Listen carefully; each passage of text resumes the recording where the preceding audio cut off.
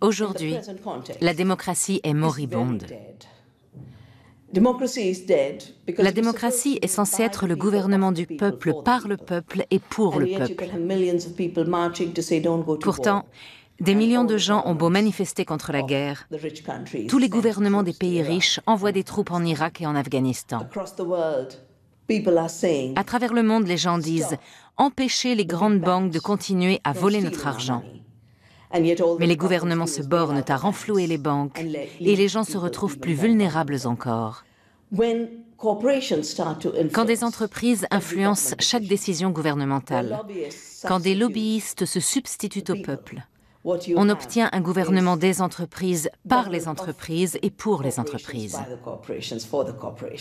Et le peuple est réduit au rang de quantité négligeable. C'est cette menace qui pèse sur la démocratie. Voilà pourquoi nous devons réinventer la démocratie et promouvoir ce que j'ai appelé la démocratie de la terre.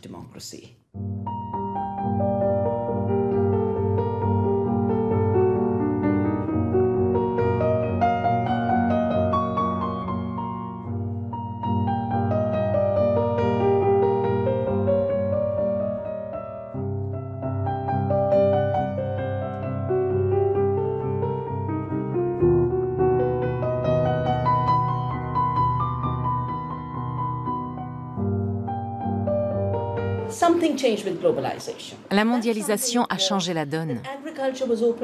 L'agriculture s'est retrouvée exposée à l'avidité mondiale, à l'avidité de l'industrie agroalimentaire mondiale. Des multinationales comme Monsanto ont eu toute liberté de vendre des semences OGM brevetées aux agriculteurs indiens.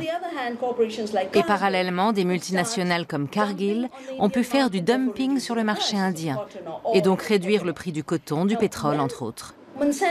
La mainmise de Monsanto sur les semences a de nombreuses conséquences. Les semences, qui étaient autrefois gratuites, ou que les fermiers payaient 5 ou 6 roupies le kilo, leur coûtent maintenant 1800 roupies les 450 grammes, ce qui revient environ à 3600 roupies le kilo. Sur ces 1800 roupies, Monsanto récupère 1200 roupies de royalties. Le coton transgénique, appelé coton BT, est censé résister aux parasites.